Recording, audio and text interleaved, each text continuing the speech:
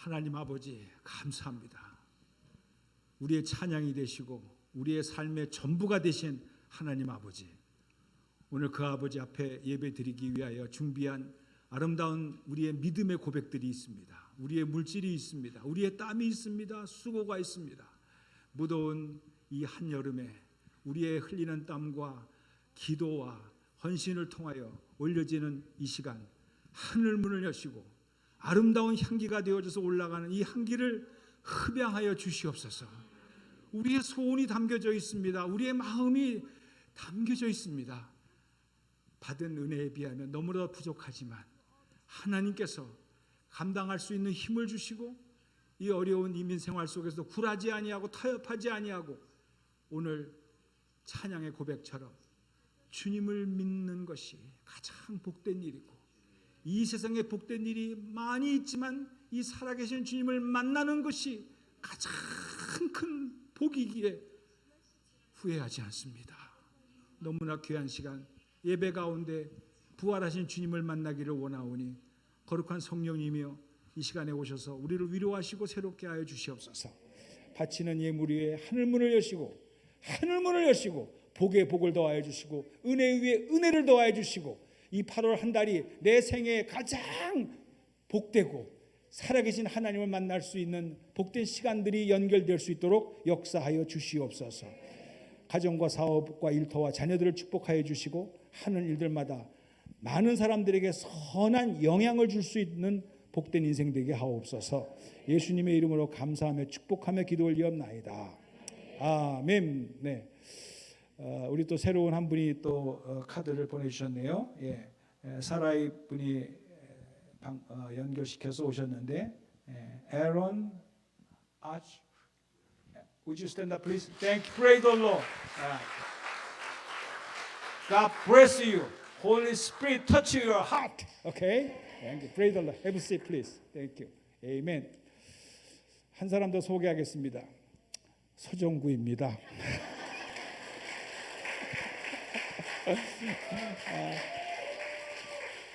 저는 전적인 이은영 목사님의 은혜로 1년에 한 번 와서 이렇게 여러분의 얼굴과 페이스 투 페이스로 이렇게 교제할 수 있는 시간을 허락해 주셔서 너무 감사합니다. 먼저 하나님께 감사드리고 또 이은영 목사님께 감사드리고 반가운 얼굴들을 이렇게 또 예배를 통해서 만날 수 있게 돼서 감사하고요.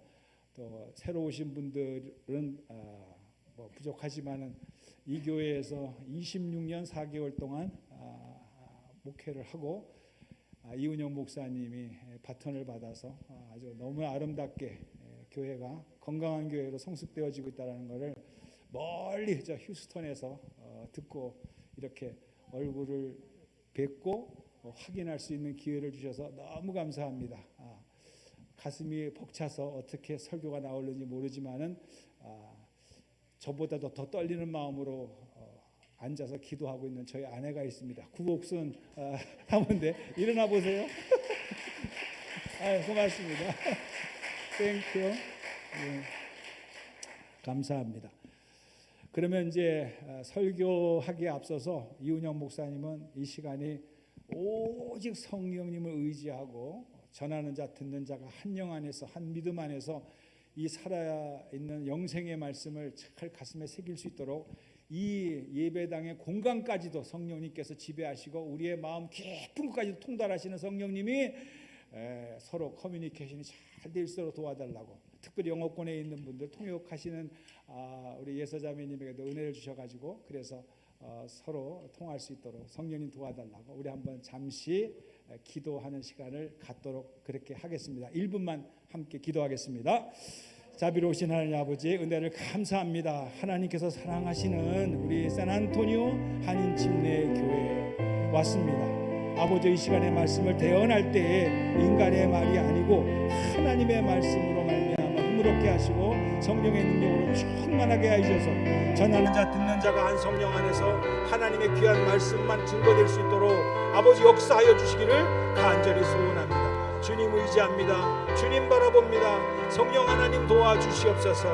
우리의 마음과 생각이 주의 영으로 충만하게 하시고 아버지께서 주시는 말씀을 통해서 우리의 영혼이 다시 한번 힘을 얻는 축복된 시간 될 수 있도록 성령 하나님 도와주시옵소서. 예수님의 이름으로 감사하며 간절히 기도 올리옵나이다. 아멘.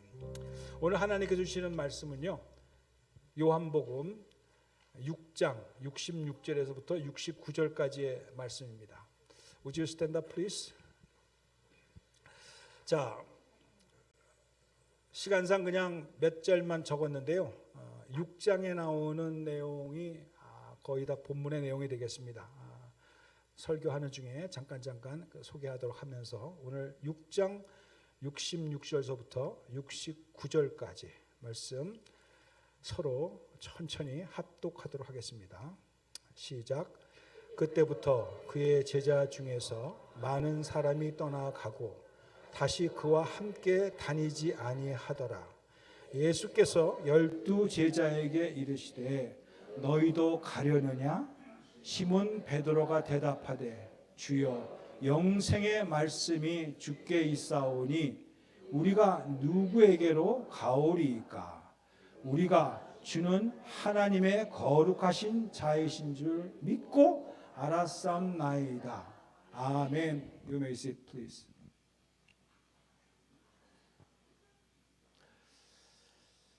자, 오늘 그 제목 좀 비춰주시겠어요? 믿음으로 선택하는 신앙이라는 제목을 가지고 주어진 시간에 말씀을 대언하려고 합니다. 믿음으로 선택하는 신앙. 여러분도 그렇고 저도 그렇고 지금까지 인생을 살아오면서 수많은 선택을 하면서 살아왔죠. 그런데 어떤 기준으로 선택을 하면서 지금까지 살아왔느냐? 이것이 바로 오늘 우리의 신앙의 현 주소고 그리고 여러분의 삶의 내용입니다. 그러면서 믿음으로 선택한 신앙생활은 어떤 것이냐라는 것을 성경을 통해서 읽어보면서 이렇게 생각을 해본 것 중에서 몇 가지 깨달았던 것을 오늘 주어진 시간에 함께 은혜를 나누고자 합니다. 먼저 여러분들에게 물어보겠습니다. 여러분, 성경에 많은 인물이 있습니다만은 그냥 대표적으로 여러분이 다 존경하고 사랑하는 인물 두 사람을 제가 한번 뽑아봤는데, 바울이라고 하는 사람이 있습니다. 폴. 그리고 예수님의 제자 중에서 수제자라고 인정을 받은 베드로가 있습니다. 자, 대답은 할 필요가 없어요. 그냥 마음속으로 여러분이 신앙생활을 하는 과정 속에서 나는 베드로가 좋아. 아니면 나는 바울 스타일이 좋아. 정답은 없습니다. 누구나 다 자기 개성과 형편과 처지에 따라서 바울이 될 수도 있고 베드로가 될 수가 있습니다. 저에게도 똑같은 이런 질문이 제 자신 속에 오늘 말씀을 준비하면서 들어왔어요. 근데 어느 날 하나님께서 저를 부르실 때에 제 마음은 뭐니 해도 예수님을 따라가야 되지만 내가 예수님의 존재는 아니니까, 그래서 예수님을 따라다녔던 제자 중에서 바울을 닮고 싶다. 이게 초창기 젊었을 때의 그 마음이었어요. 왜 그러냐 하게 되면 내가 복음을 증거하는 일을 마치려 하면 나의 생명도 전혀 아끼지 않겠다. 오직 예수. 어느 분이 그랬잖아요. 치약을 짜면 뭐가 나와요? 치약이 나오지요. 근데 사도 바울을 쭉 짜면 뭐가 나올까요? 예수! 이게 나온다는 거예요. 여러분을 쭉 짜면 뭐가 나올까요? 그러니까 저도 이제 그런 마음 속에서 그냥 바울이 참 좋았습니다. 결코 타협하지 아니하고 죽기를 각오하면서 오직 박해 속에서도 오직 예수를 증거했고 순교까지 했던 바울. 내가 이 사람을 본받아서 평생을 살아가야 되겠다 라고 해서 시작을 해가지고 지금 72 전혀 안 믿은 얼굴이시네. 예? 저 사람이 벌써 72세야? 예, 그렇게 됐어요, 세월이.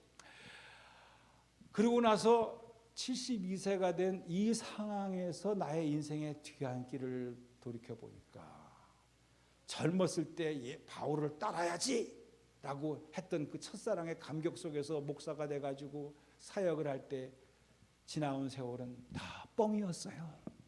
왜? 넘어지고 실수하고 상처 입히고 주님만 상처 입힌 것이 아니라 성도들도 상처 입히고, 그러면서 여러분들이 참아주고 인내했기 때문에 26년이라는 세월이 이 교회에서 흘러갔지, 그렇지 않아서 벌써 한국으로 갔을 거예요. 이런 기록을 갖고 있는 나의 과거의 모습을 바라보게 될 때 이제 와서 생각하니, 바울은 너무 힘들다. 마음으로는 좋아하지만 따라가기에는 너무나 먼 사람이다. 너무나 먼 당신. 그래서 노래가 나왔다고 그래요. 그러면서 나를 위로해 주는 것이 베드로라는 인물이 성경에 있더라고요. 그래서 베드로를 갖다가 연구하기 시작하지 않았습니까? 여러분도 아시다시피 베드로는 다혈질이에요. 주여 나를 바다 위로 걸 데가 없어서라고 하다가 걷다가 갑자기 푹 나가고 폭 빠지고 나를 살려주시옵소서. 그냥 이 업앤다운이 심한 그런 베드로였다는 것을 여러분 기억할 것입니다. 그것만이 아니지요. 그의 삶을 바라보게 되게 되면은 은혜 받고 열심히 했었어도요, 갈라디아서 2장에 뭐가 나옵니까? 사도 바울한테 되게 혼났어요, 베드로가. 아니 누구보다도 선배가 아닙니까? 그런데도 사도 바울은 불같아서 잘못한 베드로를 보고 그냥 직설적으로 저럴 수가 있느냐라고 야단을 친 것이 갈라디아서 2장에 있었어요. 성령 받고 그리고 훌륭한 사역을 감당했던 베드로도요, 그 당시 유대의 문화와 전통 앞에는 거꾸라지더라.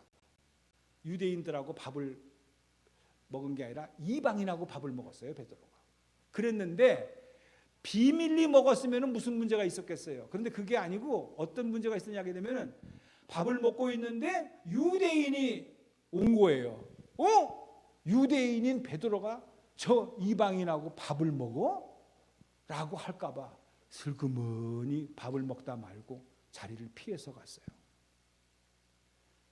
이게 평신도가 그랬으면 별로 영향이 없었을 텐데, 예수님을 따르는 당시의 수제자인 베드로가, 성령 받은 베드로가 세상의 문화와 전통에 밀려가지고 이방인하고 밥을 먹었다 이 소문이 날까봐 자기의 체면과 문화 앞에서 슬쩍 도망가 버렸어요. 이거를 사도 바울이 알고요, 자 베드로가 말이야 믿음이 저게 돼가지고 말이야 예수를 믿었어도 유대인하고 이방인하고 차별을 두고 있고 말이야, 예수 안에서 한 몸을 이루게 하는 것은 어디 갔단 말이냐 라고 그냥 베드로를 갖다가 혼냈어요.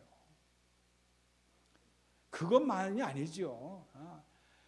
세상 사람들은 나를 누구라고 하느냐 하니까 뭐 에레미야라고 합디다, 엘리야라 합디다, 뭐 침례 요한이라 합디다 라고 했다가, 그러면 너희들은 나를 누구라고 하느냐. 그때 베드로가 또 탁 나, 주는 그리스도시요 살아계신 하나님의 아들입니다. 나서기도 잘해. 이런 베드로가 예수님께서 그때서 그 아름다운 고백을, 이것은 알게 한 것은 네가 스스로 한 게 아니라 하늘 아버지께서 너에게 이런 지혜를 주셔가지고 그 올바른 고백을 하게 됐다라고 칭찬까지 들으면서, 이제 사피로서 내가 예루살렘에 올라가서 고난을 받고 십자가에 죽으시고 부활할 것이라고 하는 얘기를 비로소 하십니다. 그 말을 들은 베드로가 또 탁 났습니다. 그리마옵소서. 그러면서 성경의 원문을 보게 되면 예수님을 향하여 베드로가 꾸짖었다고 그랬어요. 꾸짖을 정도로 성질을 낸 것이죠. 그러니까 예수님께서 가만히 있으니까 사탄아 물러가라 그랬어요. 너는 하나님의 일을 생각하지 아니하고 사람의 일을 생각하는 바로다라고 하면서 많은 사람들 앞에서, 후배들 앞에서 베드로를 보고 사탄아 물러가라 했어요. 얼마나 자존심이 상합니까? 여러분의 목사님은 전혀 그럴 리가 없지만, 제가 있을 적에는 가끔 가다가 저도 한번 핀잔을 준 적이 있었는데 저도 혼났지만은요, 뭐 보통 그게 망신살이가 아니지요. 여러분, 이런 실패의 현장을 설명해 보게 되면 베드로가 그랬으니까 나도 그래야지, 그 말 여러분 하려고 여러분에게 그런 말 하는 겁니까? 아니에요. 잘 보세요. 제가 여기서 깨달은 게 있었어요. 베드로가 그렇게 실수를 했고 그렇게 넘어져고 잘못한 일이 실제로 있었어요. 그럼에도 불구하고 베드로는 끝까지 주님을 영원히 떠나지 아니하고 순교까지 갔어요. 저는 여기서 큰 위로를 받습니다. 나의 이민 목회 전체로 봐서는 33년이지만은 여기서는 26년을 했으니까 실수 참 많이 했지요. 여러분 마음 많이 아픈 그런 추억이 있는 분도 있을 것 같습니다. 그래서 교회를 옮길 수도 있고 아예 신앙생활을 안 할 수도 있는 그런 경우가 있을 수도 있습니다. 베드로가 그런 형편이었다고요. 예수님으로부터 직접 핀잔을 받은 거고 자기의 후배인 바울로부터도 야단을 맞았고 체면이 말이 아니죠. 그래서 베드로가 예수를 안 믿었다고 했습니까? 떠났다고 했습니까? 아니었어요. 자기의 연약함을 아시고 그러면서 계속해서 주님과의 깊은 영적인 교제를 통해서 기도를 통해서 맨 마지막에는 전설에 의하면은 확인된 건 아니지만 전설이죠. 예수님은 똑바로 쓰셔서 가셨지만 내가 어떻게 예수님처럼 똑바로 갈 수 있는가? 거꾸로 베드로는 갔다. 이렇게 전해지고 있습니다. 저는 여기에서 오늘 누가복음 5장 8절에 나오는 내용입니다. 본문 말씀은 아니고 배경을 하나 설명하게 되면 이 베드로가 처음으로 주님을 처음은 아니겠습니다만 인격적인 믿음의 고백을 한 내용이 바로 누가복음 5장 8절에 나오는 내용인데 오늘 요한복음 6장에 나오는 내용과 연결시켜서 한번 매치를 해보려고 합니다. 시몬 베드로가 이를 보고 예수의 무릎 아래에 엎드려 이르되 주여 나를 떠나소서 나는 죄인으로소이다 하니 이 내용입니다. 여러분 우연곡절이 있고 업앤다운이 된 신앙이지만은 어떻게 베드로는 믿음으로 끝까지 선택을 해서 순교까지 갈 수가 있을까? 이건 베드로만의 얘기가 아니라 저와 여러분의 삶의 현장의 이야기일 수도 있다는 거예요. 자, 이 누가복음 5장에 나오는 배경은 여러분이 잘 아시다시피 밤새도록 베드로가 갈릴리 호숫가에서 고기를 잡았지만 한 마리도 잡지 못했어요. 그물을 씻고 있을 때 예수님께서 그 베드로의 형편과 처지를 보시고 너 깊은 곳에 가서 그물을 내려라 라고 했을 때 그 말에 순종해서 밤새도록 내가 수고했지만은 말씀에 의지해서 내가 깊은 곳에 가서 그물을 내리겠습니다 라고 순종하면서 갔을 때 그물이 찢어질 정도로 고기가 많이 잡혔다 안 잡혔다? 잡혔다라는 거예요. 이것이 제가 최근에 이 말씀을 묵상하면서 깨달았던 겁니다. 이렇게 한번 적용을 해볼게요. 여러분들이 이민 생활이 얼마나 힘듭니까? 한 치 앞을 내다보지 못하는 우리의 인생 속에서 어떻게 이 경기가 변하게 될지 알지 못하는 상황 속에 있을 때 어떤 분이 옵니다. 여러분 장사하는데 어떠십니까? 말도 못해요. 전혀 예측할 수가 없네요. 이게 그러십니까? 그렇다고 한다면 한번 이 아이템을 가지고 한번 시작을 해보십시오. 라고 그 어떤 분이 와서 그렇게 해주는 거예요. 그때 너무나 힘들고 어려우니까 에이 믿져야 본전이다 싶어가지고 그 주인이요. 그 사람 말대로 그 아이템을 구입해가지고 비즈니스를 새롭게 시작했는데 진짜 상상할 수 없도록 대박이 났어요. 이런 대박이 생길 수가 있을까라고 하면서 이제 연락할 길이 없고 그래서 이제 만나기만 하면은 내가 이제 식사 대접이라도 하고 감사라도 해야 되겠다라고 생각을 했을 거 아니겠습니까? 근데 그분이 한 달 정도 지나고 나서 왔어요. 어떻습니까? 그러니까 왜 이제 오셨어요? 너무너무 감사합니다. 당신의 말대로 내가 그 아이템을 구입해가지고 비즈니스를 새로 시작했는데 상상할 수 없을 정도로 대박이 나서 큰 부자가 됐습니다. 너무너무 감사합니다. 라고 했던 거지요. 자, 이럴 때 여러분들은 그렇게 아이디어를 준 사람에게 어떻게 대답을 하겠어요? 한번 나의 일은 아니지만 한번 상상을 해보세요. 어떻게 대답을 하겠어요? 시작.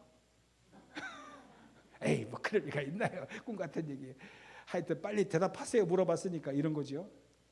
나 같으면 이러겠어요. 손을 탁 잡고 뭐 밥 먹자 그런 건 시시한 거고 나하고 동업합시다. 동업합시다. 이게 모든 사람의 원하는 말일 거라. 저분만 잡으면 50-50 나누기만 하더라도 계속 대박의 행진이 열려질 것이다. 이게 모든 사람의 대답이었다라는 거예요. 이걸 오늘 성경의 본문에 보세요. 밤이 새도록 수고했는데 잡힌 게 없다. 내가 이미 나가지고 계속해서 수고가 있었는데 이익 난 게 하나도 없다. 그런 상황에 예수님이 탁 그 현장에 왔습니다. 저쪽에 가서 한번 그물을 내려보십시오. 저쪽 비즈니스를 한번 해보십시오. 그 말에 의지해서 한번 시작을 해봤더니만 대박이 났어요. 그물이 찢어질 정도로 많이 잡았어요. 혼자 땡길 수가 없어서 여보게 친구들 어서 와서 이 그물 같이 좀 올리세요. 그리고 같이 놀아가지. 정신없는 대박의 현장이 나왔어요. 그러면 베드로는 그 입장에서 어떻게 말을 했어야 될까요? 주님 붙잡고 시작. 아까 가르쳐줬는데 예수님 동합합시다. 당신만 붙잡고 당신만 하게 되면 내가 밤새도록 일할 필요도 없고 내리는 곳만 저쪽 가서 한번 그물 내려봐. 이번에 이쪽 가서 한번 할 때마다 대박이고 그거 팔아서 평생 먹을 거 걱정 없이 살아갈 수가 있는 것이니까 동업하자라는 말이 나오는 게 당연한 거예요. 여러분 아주 점잖게 계시네. 나는 죄인으로서이다. 나를 떠나서 다 그럴 사람들이요? 여기서 어떻게 베드로는 그 주님을 향하여 성경에 나온 그대로 주여 나를 떠나소서 나는 죄인으로서이다. I am simple man. 어떻게 이런 말을 할 수가 있었겠냐는 거예요. 제가 이게 눈에 확 들어오더라는 거예요. 나의 생계가 달려져 있고 나의만이 아니라 나의 가족이 오늘 남편이 아버지가 나가서 비즈니스를 해가지고 벌어온 이익을 가지고 우리가 먹고 살아야 되는 가정 속에 있는데 떠나다니요. 끝까지 붙잡아야지요. 우리를 내게 살려야지요. 이게 옳은 고백이었어요. 근데 어떻게 베드로가 이 주님을 향하여 떠나달라고 했을까요? 이 사람은 계산이 없는 사람이었을까요? 이 베드로의 첫 만남에 체험되어지는 주님을 향한 믿음의 고백입니다.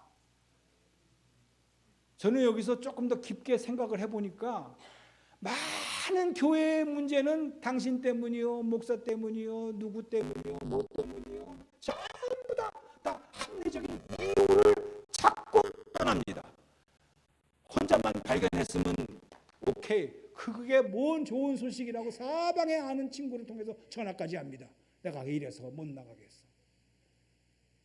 나는 주님을 만난 사람이라면 어떻게 여러분들이 언제 만났는지는 내가 모르겠습니다만은 진짜 만난 사람이라면은요 그 주님 앞에 자기 자신을 볼 줄 알아야 된다는 거예요. I am simple man. 내가 죄인입니다. 여기서 베드로는 스타트를 했어요. 신앙생활은 주만 바라볼지라 라고 했는데 주만 바라볼지라 맞는데 주만 신뢰하는 거 맞는데 주님을 바라본 순간에 제일 먼저 나오는 리액션은 자기를 발견하는 거라는 거예요. 내가 죄인이었구나. 내가 감히 저분 앞에서 아는 체 했구나. 말씀에 의지해서 깊은 곳에 가서 그물을 내리겠나이다 말은 하지만 속으로 속마음은 야 너가 뭘 알아. 나는 여기서 잔뼈가 굵은 사람이야. 어렸을 때부터 이 갈릴리 호숫가에서 내가 고기를 잡으면서 살았던 사람이야. 속으로는 아마 그랬을 거예요. 그런데 그 말씀에 순종하며 하는 순간 그물이 찢어질 정도로 고기를 잡는 순간에 저분이 누군가? 나에게 말씀하신 분이 누군가? 여기에서 진짜 자기를 발견하는 거예요. 그래서 나 같은 죄인이었구나. 나 같은 교만이 어찌 내가 당신을 대할 수가 있겠소. 나는 두려워서 무서워서 도저히 감당할 수가 없겠소. 이게 첫 경험이었어요. 첫 체험이었어요. 베드로. 그러니까 이 체험이 그동안에 조금 전에 말씀드렸던 것처럼 실수하고 넘어지고 부인하고 예수님을 저주까지 했잖아요. 나는 저 사람을 모른다 라고 같이 죽을까 봐. 그랬지만은 끝까지 믿음을 가지고 갈 수 있었던 것은 이런 체험이었어요. 저는요, 이게 지금 이제 이 나이가 돼가지고 실제로 저도 재물에 대한 어려움과 물질에 대한 그런 사모함이 있었어요. 그런 과정 속에서 내가 주님하고 그거하고 비교를 해봤을 때 너는 어떠냐? What about you? 계속해서 누구를 탓하는 것이 아니고 누구를 봐도 핑계대는 것이 아니고 누구 때문에 그랬다라고 이유를 말하는 것이 아니고 나는 지금 어떠한 자세를 가지고 살아가야 되는가라는 것이 질문이었어요. 아, 참말로 저는 샌안토니오 한인 침례교회 우리 성도님들이 이러한 체험이 있기를 주님의 이름으로 축복합니다. 그 뭐 특별하고 아름답고 멋있는 그런 것을 말하는 게 아니라 그냥 저는 그냥 심플하게 말합니다. 자기 자신을 보면 돼요. 목사도 자기 자신을 먼저 보면 돼요. 네. 아, 진짜 이런 거를 스타트를 해서 베드로와 함께 주님은 이제 동행하기 시작을 하게 됩니다. 그러면서 오늘 본문 말씀입니다. 오늘 본문 말씀에 이제 요한복음으로 넘어가서 6장은요, 여러분이 잘 아시는 바와 같이 오병이어의 기적이 일어난 사건을 기록하고 있어요. 여러분, 이 오병이어의 기적이 얼마나 이게 영적으로 귀한 말씀이냐 하게 되면은 오직 했으면은 마태복음, 마가복음, 누가복음, 요한복음까지 사복음서가 다 기록하고 있어요. 근데 특별히 마태, 마가, 누가 이 세 복음서에서는 오병이어의 기적에 대한 사건만 기록되어져 있는데 역시 예수님을 사랑했고 가장 오래 살았던 사도 요한은 해석하는 방법이 달랐어요. 요한복음 6장을 보게 되면은 오병이어의 기적을 설명하고 난 다음에 오병이어에 대한 영적인 의미를 자세하게 설명해 놓은 게 6장 후반전서부터 계속해서 막 68절 오늘 읽은 거기까지 계속해서 그 영적 내가 생명의 떡이다. 너희들이 존경하는 모세를 통해서 내린 40년 동안의 만나는 먹고도 죽었지만 내가 생명의 떡이기 때문에 나를 먹는 자는 영원히 죽지 아니한다. 도대체 여러분 아멘 하셨지만 이게 그 당시에 예수님을 따라다녔던 수많은 제자들이 알아들었다 못 알아들었다? 못 알아들었어요. 오직 했으면 성경에 보게 되면 이 말이 어렵도다. 6장 60절에 이렇게 말합니다. 제자 중 여럿이 듣고 말하되 이 말씀은 어렵도다 누가 들을 수 있느냐 한데 제자들도 그 말씀을 못 알아들었어요. 어떻게 내가 주님의 살을 먹어? 어떻게 내가 주님의 피를 마셔? 말도 안 돼. 그냥 오병이어의 기적을 한 번 더 베풀어서 우리의 배고픔을 채워줘. 괜히 왜 자기를 먹으라고 그래. 이런 이야기들. 이런 상황 속에서 제자들이 더 이상 저 말 나하고는 코드가 안 맞네. 이 말이 너에게 걸림이 되느냐? 라고 하면서 주님께서 다시 한번 물어보십니다. 누구에게? 남아있는 12 제자에게 물어봅니다. 너희들도 가려냐? 너희들도 갈래? 물어보는 거예요. 그때 베드로가 한 말이고 오늘 말씀의 총주제입니다. 뭐라고 그랬습니까? 영생의 말씀이 여기 있사오니 내가 누게로 가오리까? 무엇이길래요? 지금 분위기는 같이 동고동락하며 따랐던 평신도가 아니고 같은 제자들이 하나 둘씩 빠져나가는 거예요. 말이 어두워. 이 교회는 나의 코드가 안 맞아. 자기 코드가 뭔데? 여러분의 코드가 진짜 righteousness, 진리입니까? 의입니까? 내 기분이요. 솔직히 말하면 알량한 자기 하나의 기분이요. 그거를 기준으로 삼고 내 코드와 안 맞는다는 거예요. 내가 알고 있는 상식과 지식과 수준이 안 맞는다는 거예요. 내가 원하는 거는 먹는 거라는 거예요. 오병이어의 기적, 그 환희의 미련이 아직도 남아있는 거예요. 와, 베드로 빌어. 야야야, 안드레, 야, 하나 더 줘. 그냥 자기가 갈 때마다 그냥 그 수많은 2만 명의 군중들이 최고의 환영을 받으면서 빵, 생선 누나 주는 거, 그거 그냥 받아 먹으면서 기뻐하고 즐거워했던 우쭐대는 기분 남아있는 거예요. 근데 요한복음에서 비로소 그 의미를 설명해 주니까 어렵도다. 여러분, 이런 경험 없으십니까? 신앙생활하면서 우리는 누구나 다 첫사랑의 감격의 현장에 있습니다. 주님과 밤새도록 기도했던 그런 감격도 있습니다. 즐거움도 있습니다. 비즈니스 잘 됩니다. 병도 낫습니다. 그러나 항상 그러나요? 그것을 통하여 또 고난의 사망의 음침한 골짜기를 통과할 때도 있고, 사업이 안 될 때도 있고, 주님이 살아계신가 안 살아계신가, 나를 사랑하는가 사랑하지 않는가 의심이 날 때도 있고, 그 감격만 생각하면서 오늘의 아픔을 여기는 나하고 이제 끝난 거네 라고 스스로 판단하면서 결정한 적은 없습니까? 그래서 주님께서 물어보는 거예요. 너희도 가려느냐? 여러분, 제가 지금 이 나이에 깨달은 사실은 신앙은 별거가 아니에요. 뭐 특별한 거 아니에요. 여러분이 할 수 있는 것 조그만 거라도 이것을 주님의 기준에서 한번 생각해 보는 거예요. 내 기준이 아니고. 근데 이게 실제로 힘들더라고. 제일 힘든 건 목사예요. 말씀은 이런데 현실은 그렇지 않고, 말씀대로 가자니까 상처받을 것 같고, 저 사람 뜻을 따르자니까 인간적인 것 같고, 이 타협의 순간이 믿음으로 선택하는 신앙. 말은 좋은데 내가 진짜 믿음으로 선택하면서 신앙생활을 하고 목회를 했는가? 부끄럽더라고. 인간의 비유도 맞춰야 되겠고. 가만히 보니까요, 내 체험이 약했던 거예요. 내가 주를 처음 만난 순간. 누구나 다 여러분도 첫사랑의 고백은 하나씩은 다 있을 거예요. 그러나 그 첫사랑의 고백이 오늘의 현실의 골리앗과 같은, 여리고성과 같은 딱 버티고 있을 때 타협합시다.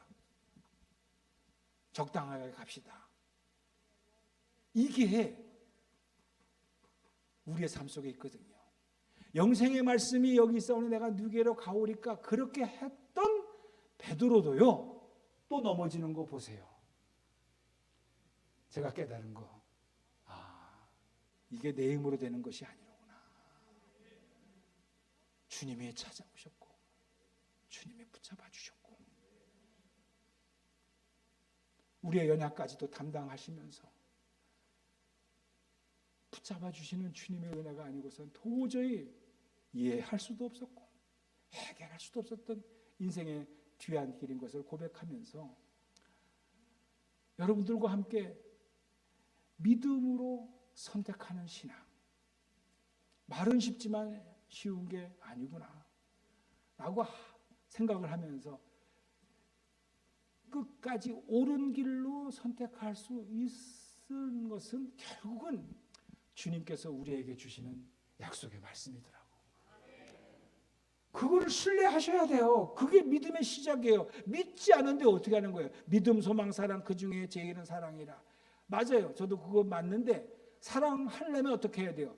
믿음이 있어야 사랑을 해. 신뢰해야 사랑을 해. 어느 분은 그렇게까지 얘기하더라고요. 80%가 믿음이 가야 사랑할 수도 있는 거 아니겠어요? 가만히 생각해보니까 너무나 세상적인 것 같지만은 맞는 말이더라고요. 이게요, 주님께서 이 말씀을 베드로에게 물어보시고 베드로가 영생의 말씀이 있사오니 내가 네게로 가오리까, 이런 고백이 왔다 갔다 하는 과정 속에서 벌써 마귀가 알아요. 마귀가 어떻게 알아요? 창세기에서 주님께서 동산의 모든 실과나무는 내 임의대로 먹어라. 창세기 2장에 나오는 말씀입니다. 내가 누차 강조했던 거고 너무너무나 중요한 거예요. 먹는 얘기예요. 요한복음 6장에서도 오병이어의 먹는 얘기예요. 여호와 하나님이 그 사람에게 명하여 이르시되 동산 각종 나무의 열매는 네가 임의로 먹되. 이건 성경 공부가 아니니까 길게 못하겠어요. 그냥 다 아는 거라 생각하고 보세요. 먹지 말라 하기 전에 모든 각종 나무의 열매는 네 마음대로 먹어라가 먼저예요, 나중이에요? 시작. 먼저야, 먼저. 이거를 잊어서는 안 돼. 마귀는 이거를 기억하지 못하게 해버려. 그리고 째째하신 하나님으로 만들어버려. 임으로 먹되 선악을 알게 하는 나무의 열매는 먹지 마라. 내 마음대로 다 먹어라. 다른 거는 그거는 말 안 해. 그리고 야, 선악을 알게 하는 나무 하나님 째째하시다. 그거 먹지 말라고 하더냐? 이렇게 시비 거는 거를 보세요. 여러분 여기에 속아 넘어가면 안 돼요. 성경은 분명하게 정확하게 내 임의로 다 먹어라. 딱 이게 먼저예요. 그리고 난 다음에 선악을 알게 하는 나무는 먹지 마라. 왜 그랬을까요? 이 동산의 나무에 날리는 열매는 다 네 마음대로 먹어. 근데 네 마음대로 먹다 보면은 이게 네 주인, 네가 이 동산의 주인인 줄 알아. 그러니까 하나만 먹지 마. 하나만. 선악을 알게 하는 그 나무 하나를 먹지 말라는 뜻이 아니라 이 동산의 주인은 처음에는 먹다가 감사합니다 하겠지만 계속 먹다 보세요. 자기가 주인인 줄 알지. 왜? 자기 마음대로 먹으니까. 근데 하나만 먹지 마라. 그거를 볼 때마다 저거는 먹지 말라고 그랬지. 누가? 이 동산의 주인이. 인생이 그런 거예요. 여러분은 처음에 감사한 겁니다고 11조도 감사합니다. 그러나 1,000만 원 1억씩 벌어봐봐요. 그때부터는 11조 그러면 계산이 달라져. 주인이 내가 벌어서 1억을 벌었지. 내가 수고해서 1억을 벌었지. 이렇게 되는 거예요. 계산이. 그때부터 손이 떨리기 시작하는 거예요. 주인은 내가 아니라는 건 머리로 알지만은 그 선악과 하나만, 그 수많은 열매 남은 열매 다 먹을 수가 있고 다 내 것으로 내 마음대로 할 수가 있는데 저거 하나를 먹지 말라는데 저거 하나가 꽂히기 시작하는 거예요. 내가 저거를 왜 먹지 말아야 되나? 그런 순간에 마귀가 오는 것이요. 먹어. 안 죽어. 분명히 성경에는 정령 죽으리라고 그랬어요. 근데 안 죽는다라고까지 사탄이 거짓말을 합니다. 이 문제예요. 먹지 마라 라고 하는 그 말씀에 믿음이 갈 때 먹지 말아야지, 가지 말아야지, 또 반대로는 먹어야지, 가야지 라는 게 분별이 될 줄로 믿습니다. 이 믿음이 없으면 헷갈리는 거예요. 먹지 말아야 될 것은 먹고 싶고 먹어야 돼야 될 거를 갖다 안 먹고 자기 기준으로 해버리는 거죠. 이게 끝까지 갈 수 있는 첫 번째 길입니다. 두 번째는 믿음으로 영생의 양식을 선택하자. 믿음은 그냥 믿음. 이게 믿음이 아니더라고요. 내가 보니까 결국은 여러분도 이제 이은영 목사님 어떤 거에서 큐티 훈련 받으시는데 큐티 훈련 참 좋은 겁니다. 목사님이 안 계시고 소목자님이 안 계실 때 예수님과 여러분 한 사람 한 사람이 독대하는 시간이에요. 말씀을 통해서. 그거를 왜 놓쳐요? 어느 때보다도 가장 귀한 시간이에요. 그렇기 때문에 어느 때보다도 가장 사단의 공격이 심할 때예요. 이거를 소홀히 하면 안 돼요. 그래서 우리가 끝까지 믿음으로 선택을 하면서 주님이 기뻐하시는 신앙으로 갈 수 있는 길은 말씀을 취하는 거예요. 그 시간은 닥터 어포인먼트보다 더 귀한 시간이에요. 응? 저도 아파서 가보는데요. 보통 11시에 어포인먼트 하게 되면 11시 30분 정도는 가서 사인해가지고 기다리고 있어야 되고 11시가 땅 되면 부르는 거 봤어요? 11시 30분 정도 가야 부르더라고. 누구 들어오세요. 1시간을 기다려요. 어포인먼트 잡으려고. 내가 이 쑥을 흙으로 변해 육신 하나를 지키기 위해서. 나쁘다는 게 아닙니다. 그 정도로 투자한다라는 거예요, 여러분은 실제로. 근데 영원한 생명의 양식을 통해서 영원한 생명을 주는 말씀 앞에서 난 못해요. 생명의 말씀 큐티가 있었나? 여러분, 이거는 우리가 한번 생각을 해봐야 돼요. 이게 내가 믿음으로 선택을 올바로 할 수 있는 지름길이 말씀과 연결되어져 있는 것이고, 베드로가 이 고백을 하게 된 것은 자기도 실제로 오병이의 기적의 현장에서 떡을 놓아주면서 생선을 놓아주면서 여러분 붕 떴던 그 기분을 뒤로하고 이것 때문에 내가 예수님을 따르는 것이 아니라 영생의 말씀이 있기 때문에 내가 주님을 따르는 겁니다. 뭐 다음번에 실수할 망정 지금만큼은 그런 고백을 통해서 안 떠나겠다라는 거예요. 이런 기준이 있습니까, 여러분?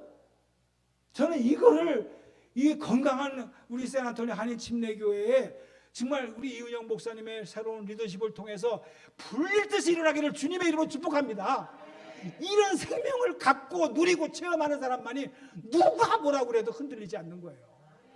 영생의 말씀이 여기 있고 그 영생의 말씀이 나를 살리는데 내가 누구한테 가오리까? 네? 여러분, 어디에나 계시는 하나님이시고 어디에나 교회가 있는 건 맞는 것이지만은 그런 차원이 아닙니다. 성전이 어디예요? 저쪽이 성전이요? 사도 바울은 고린도서 3장 16절에 이렇게 말을 했어요.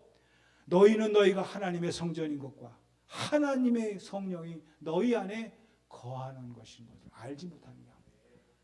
내가 나를 배신하는 거예요, 벌써. 그러면서 베드로가 뭐라 했죠? 나는 죄인으로서이다. 자기를 발견했다고 그랬지요. 자기를 보는 거지요. 자기 안에 있는 성전을 먼저 보는 게 진짜란 말이에요. 이웃교회, 보이는 교회, 무슨 어디에 있는 교회. 요즘은 전부 다 유튜브라든가 인터넷 쳐서 세계 5대학 6대지에 퍼져져 있는 한국교회, 미국교회에 있는 설교 메시지를 다 들어. 그걸로 다 된 줄 알아. 위로는 받을 수가 있어요. 그러나 저는요, 해보니까 안 그렇더라고. 저도 유튜브 볼 때도 있었고 다 해봤어요. 달라. 공동체가 그래서 중요한 거예요. 내가 내 자신을 감시할 수 있는 거 천만의 말씀입니다. 우리는 합리화를 시키는 데 바쁘지 나를 적나라하게 자기 자신을 평가하고 점수 매길 수가 없어요. 남이 하면 뭐라고요? 내가 하면 뭐라고요? 지저분한 말 간두고. 사우지가 그런 스타일이요. 그러니까 그걸 거기에 속아놓은 거야. 내 안에 계신 예수님과 그 영이 있는 성전이 어떻게 지금 컬럭컬럭거리는지 이거를 볼 줄 알아야 되거든요. 그리고 난 다음에 진짜 하나님께서 다른 방법으로 정확하게 계시를 해주시겠죠. 문제는 예수님이 마지막으로 성전에 들어가실 그때하고 처음으로 공생애를 하면서 성전에 들어갈 때하고 두 번 나오는데, 성전에 가서, 그거는 예루살렘 성전입니다. 집어 던져버렸어요. 하나님의 집, 기도하는 집을 강도의 굴혈로 만들지 마라 그랬어요. 이거는 무슨 교회를 하라 그것만은 아니에요. 너 안에 있는 마음의 성전. 이게 먼저예요. 이게 스타트예요. 이거를 말씀으로 딱 중심을 잡지 않으면은 내 마음 갈 곳을 잃어. 이렇게 되는 거예요. 제가 보니까 이거 제 자신에게 하는 말입니다. 왜냐, 이제는 섬기는 교인들도 없고 섬기는 이제 교회도 없고 진짜 프리맨이거든요.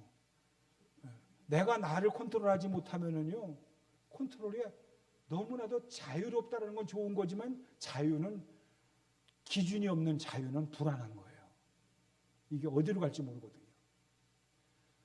그래서 이거를 붙잡고 나는 여러분 얼굴도 보이는 것도 좋고 목사님이 이제 이거 2달 전에 약속한 거거든요. 이거 그러니까 와서 말씀 좀 전해주세요. 저는요 말씀을 증거하는 기회가 생겼다. 그게 기쁜 것도 사실이지만 더 좋은 기쁨은요, 그러니까 하나라도 더 보게 되더라고. 내가 이걸 처음 받겠습니까? 설교를 처음 해보겠습니까? 근데 한 번 보고 두 번 보고 자꾸 보니까 안 보였던 것이 보이기 시작하는 거예요. 네. 여러분도 처음 듣는 것처럼 표정 잡아주셔서 감사합니다. 다 했던 얘기요. 수준이 있네요, 확실히. 감사합니다. 그러니까 그게 너무 고마운 거예요. 그런 기회가 생겨서 한 번 더 보게 되고 한 번 더 기도하게 되고. 내가 뭐 설교 잘한다 이거 하려고 폼 잡으려고 온 게 아니잖아요. 내가 그런 거 전에 주님과 가까이 할 수 있는 기회가 생긴 거라는 거예요. 그래서 공동체가 중요한 거예요. 옆 사람이 뭐라 그러면요, 예이씨 너나 잘해, 꼴보기 싫게. 이쪽에 앉으면 저쪽에 앉고 여기 앉으면 저쪽에 앉고 밥 먹을 때도 다른 방에 가서 뭐 그런 게 아니에요. 아, 저 사람이 나의 영적인 파수꾼으로 하나님께서 세워주셨구나. 언니 고마워. 이렇게 할 수 있는 수준, 이게 공동체로서 건강하게 자라나는 과정이 될 줄로 믿습니다. 거룩한 성전은요, 그렇게 해서 지어져 가는 거예요. 그러면서 한 번 더 그 성도를 위해서 기도하게 되고, 그러면서 나도 그랬는데 자기가 보이게 되고, 그러면서 어느덧 주님이 기뻐하시는 길로 한 발자국 한 발자국, 그래서 여기까지 오셨고 앞으로도 걸어가게 될 줄로 믿습니다. 이런 복된 우리 여러분들 되기를 주님의 이름으로 축복합니다. 기도하겠습니다. 하나님 아버지, 은혜를 감사합니다. 거룩한 성령이 오늘 우리 가운데 함께 해주셔서 오늘 보고 싶고 정말 아름다운 우리 산안토니오 한인 침례교회 이우영 목사님을 중심으로 큐티를 하면서 함께 격려하며 위로하며 아름다운 공동체를 이끌어 나가는 우리 한인 침례교회 영어부 한어부 함께 배를 타고 주님이 부르시는 그날까지 믿음으로 가기를 소원하는 복된 인생들 위해 우리의 발걸음이 복된 발걸음, 주님의 손 꼭 붙잡고 가는 발걸음 되게 하옵소서. 다 같이 일하셔서 이 찬송 기도하면서 준비했습니다. 아, 목사님이 또 이 찬송 부르라고 하는구나. 얼마나 눈물을 흘릴까 상상도 해봤는데 이 찬송 다 같이 부르면서 우리 신앙의 고백으로 함께 나가도록 하겠습니다. 다 같이 일하십시다.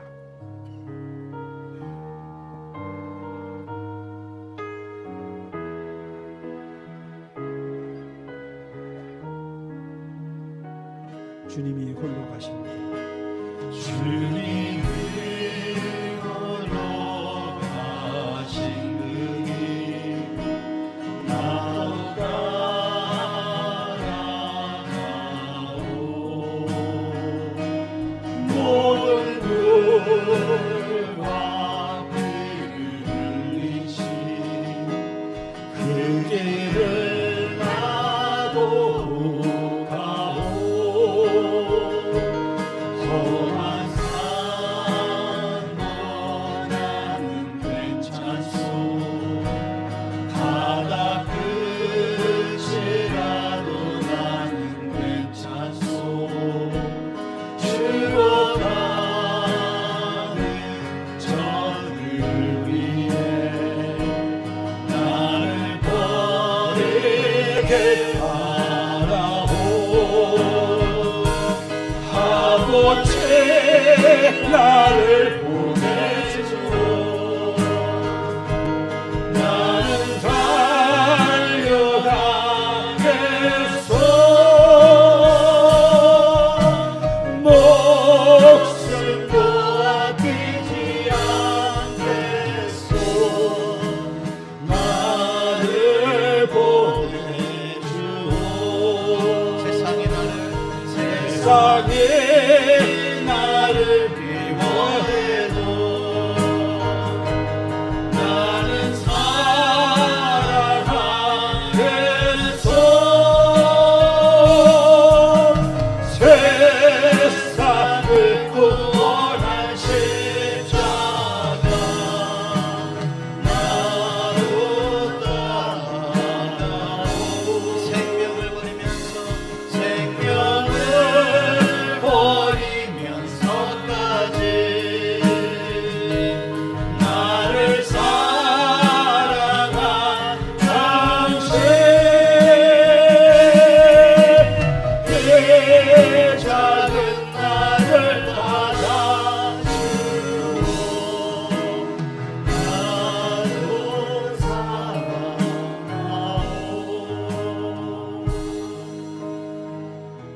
생명을 버리면서까지 나를 사랑하신 주님, 바로 그분이 저와 여러분이 평생 잊지 말아야 되고 놓치지 말아야 되고, 그분이 말씀하신 그 말씀을 가슴에 새기면서 그 말씀과 함께 동행해야 될 바로 그분입니다.